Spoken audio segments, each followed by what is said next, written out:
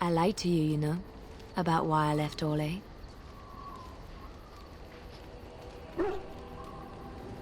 In a way I did, but these feelings were triggered by events which I did not tell you about. I didn't feel like talking about it then, what happened to me. Maybe it will affect us, maybe not, but you should know. I came to Ferelden and the Chantry because I was being hunted in Orlais. I was framed, betrayed by someone I thought I knew and could trust. Marjolaine. She was my mentor and friend. She taught me the bardic arts, how to enchant with words and song, to carry myself like a highborn lady, to blend in as a servant. The skills I learned, I used to serve her, my bard master, because I loved her, and because I enjoyed what I did.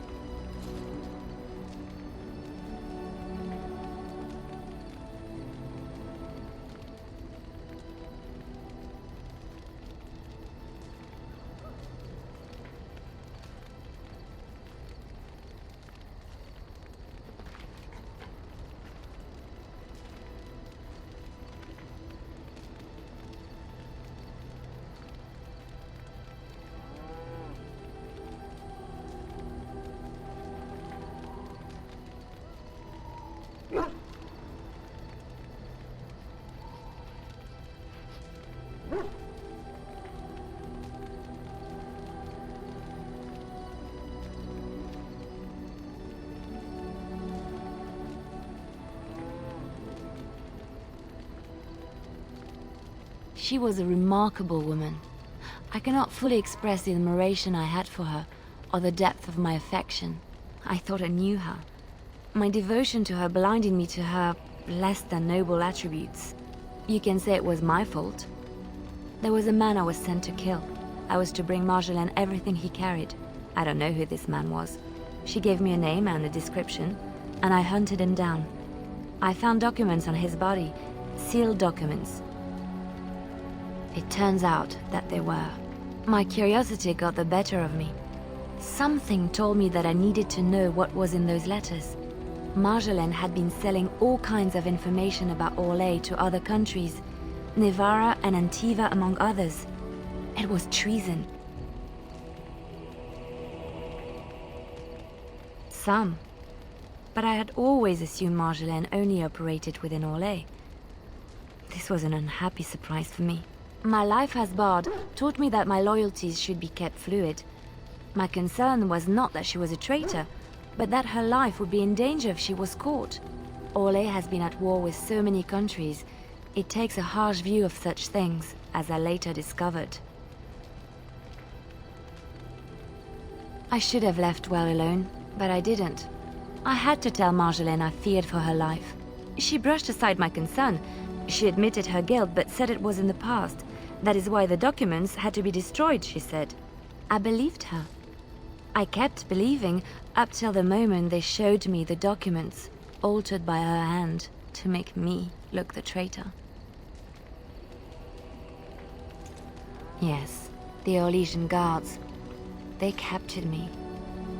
Did terrible things to make me confess and reveal my conspirators. It was a traitor's punishment I endured. And at the end of it, all that awaited me was eternity in an unmarked grave. The skills Marjolaine taught me were good for something at least. I broke free when I saw the opportunity. I did not seek Marjolaine out. If she thought I was coming for her, she would have me caught again.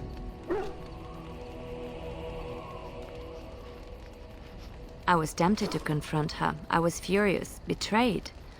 But what could I do against her? And so I fled to Ferelden, to the Chantry and the Maker. Ferelden protected my person, and the Maker saved my soul. And that is the reason I am here. The real reason. No more lies between us, at least in this.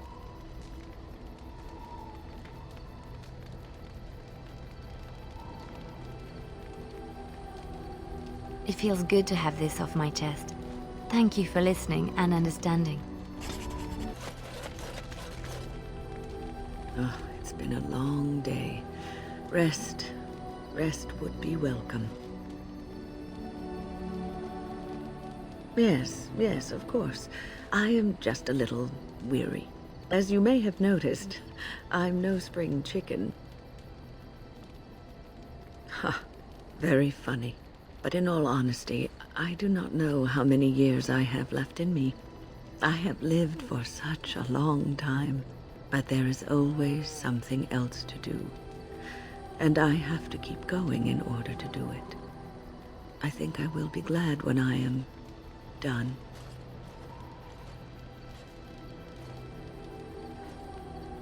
Oh, no. I'm not the sort of person that leaves things unfinished. I'll see this through, I promise. Have you encountered many abominations, apart from the ones in the Circle Tower? Ah, yes, Connor, of course. The first time I saw an abomination, my blood turned to ice. It was months before the nightmares stopped. It was the knowledge that I could easily become one of them that frightened me the most. One slip. All it takes is one slip, and everything you are is simply gone. Replaced by madness. And there is no turning back, or at least that's what they say. Of late, I have begun to wonder if there is any way an abomination can be cured, or if a mage could be so possessed and still retain their sanity, their humanity. Yes, it is madness and cruelty that define abominations. If those are lacking, if the mage remembers the person they truly are, then they are not an abomination. I never saw that. Thank you for showing me another way of looking at it.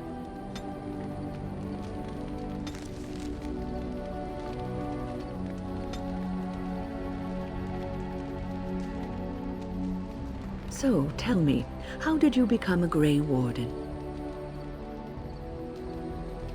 Arl Rendon Howe? The Arl of Amaranthine? Why would he do such a thing to you? You are the last of the Couslands? I had no idea, my lady.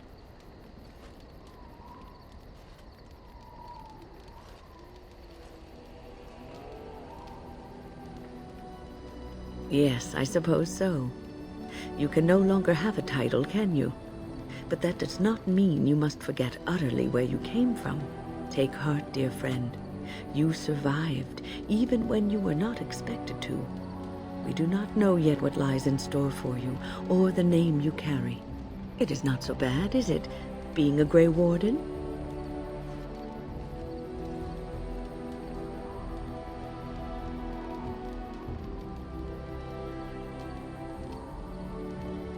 Sometimes it gives me comfort to think that everything will end up the way it's supposed to. That it will be all right. You were chosen. You survived the joining when others did not. Perhaps it was meant to be. I must ask, what does being a Grey Warden mean to you?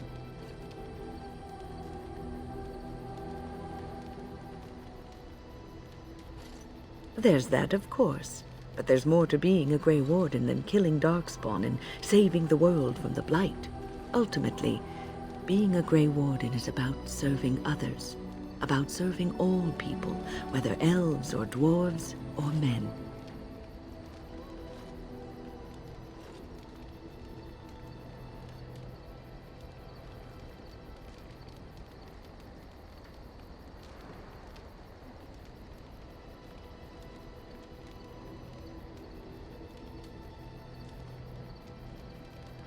As a Grey Warden, you are a guardian of men, and you guard them because their continued existence is more important than you are.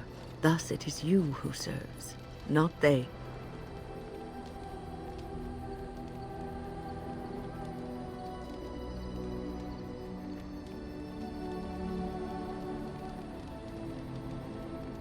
A good king, a true king who cares for his land, uses his power to rule firmly but fairly.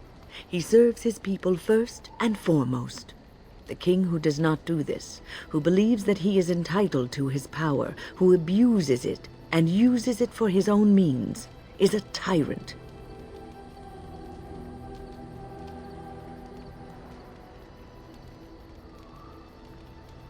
If you live apart from others and your actions affect only you, then you may do as you wish. But if you have power, influence, and strength, your every action will be as a drop of water in a clear, still pond. The drop causes ripples, and ripples spread. Think of how far they will go, how wide they will become, how will they affect the pond. But I've lectured enough for today. I should stop before I wear out my welcome.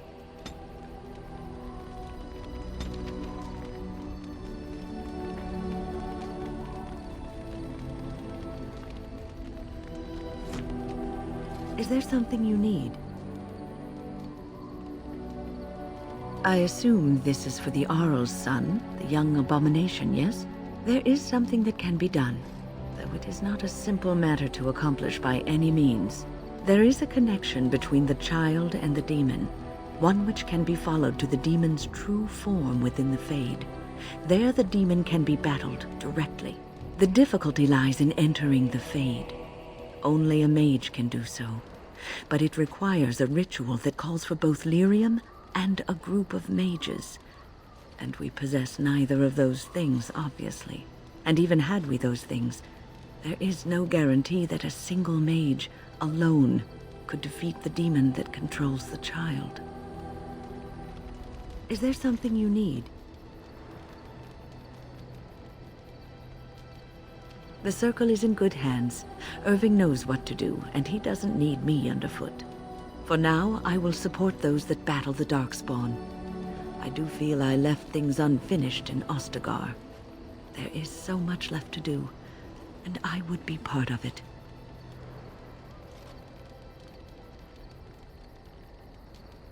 The Grey Wardens, all 2 of you, need all the help you can get. I will see this through to the bitter end, and after that, if I am still left standing, then I will return to the circle.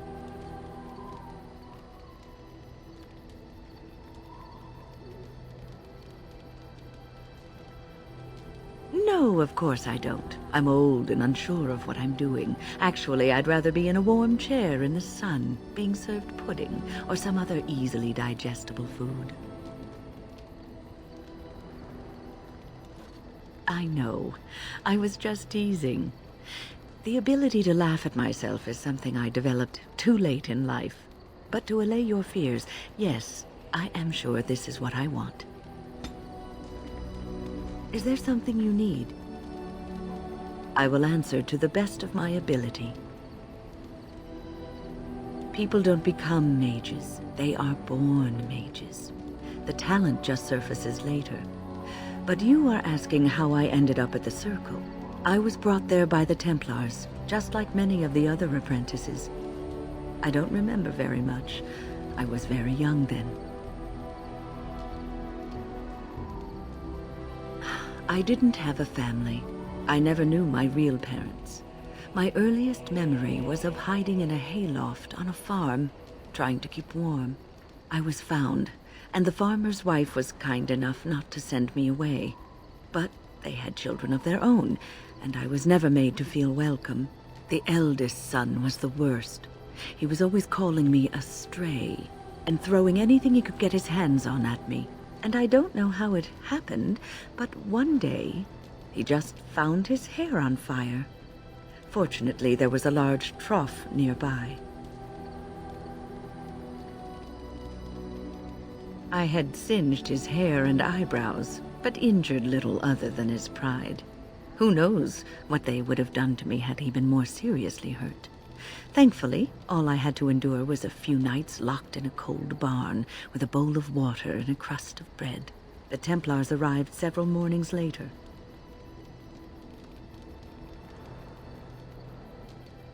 I'll never forget the moment the Templars led me into the entrance hall of the tower. I had never seen anything so grand in my life.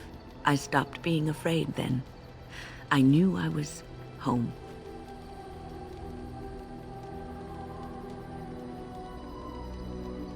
Well, that's about all there is to my tale. That's how I came to the Circle. I would be lying if I said it was easy. First, there were rules, and we were constantly watched to make sure we behaved appropriately. Then there was the study of magic. We had to cast the spells just so, control the effects completely. A single word spoken incorrectly, a gesture out of sync, and lack of focus. And we needed to have perfect focus, or we would be in danger. From Fade spirits. If we were careless, they would enter our minds, and we would become abominations. Without the Circle and my mentors, I would not have been where I am today. And there was joy in life at the Circle. The joys of fellowship, in knowing that you were not alone in your struggles. In spite of everything, I was happy in the tower, and I loved it.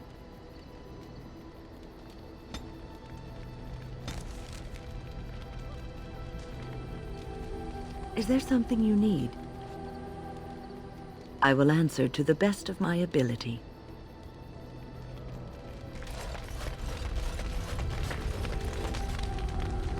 Something on your mind?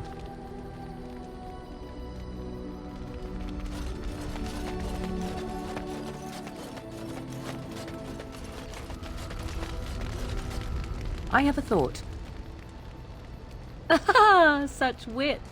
Truly, you and Mother should form a troupe of jesters and tour the countryside. We have an opportunity that I believe we should take advantage of. To the point. My mother was once divested of a particular grimoire by a most annoying Templar hunter. It occurred long before I was born, but even today, Flemeth speaks of the loss with great rage. With the circle of magi in such disarray, it occurs to me that this might be the perfect time to recover the tome from their possession, for surely it eventually ended up in their hands.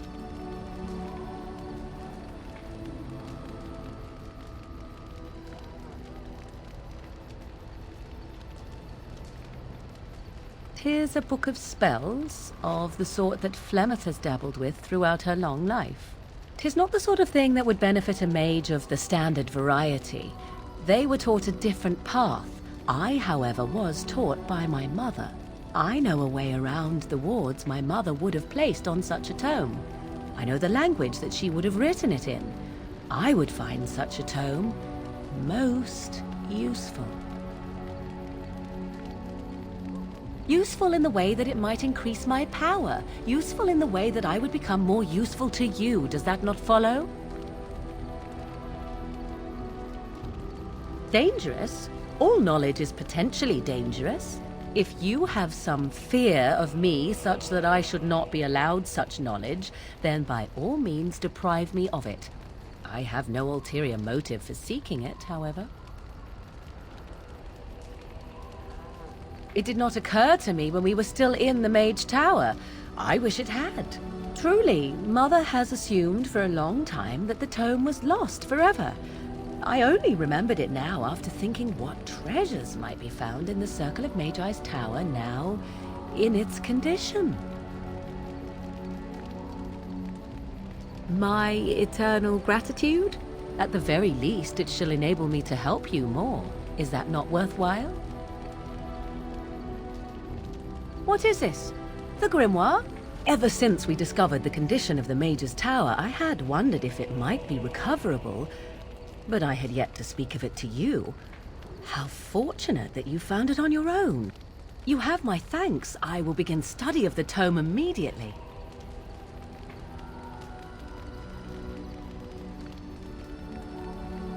Secrets.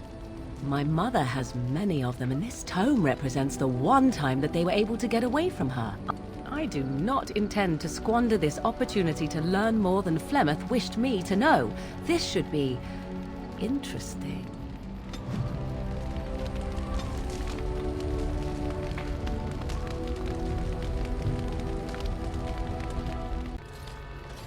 Now that we're back at the camp, I want to talk about what happened at Redcliffe.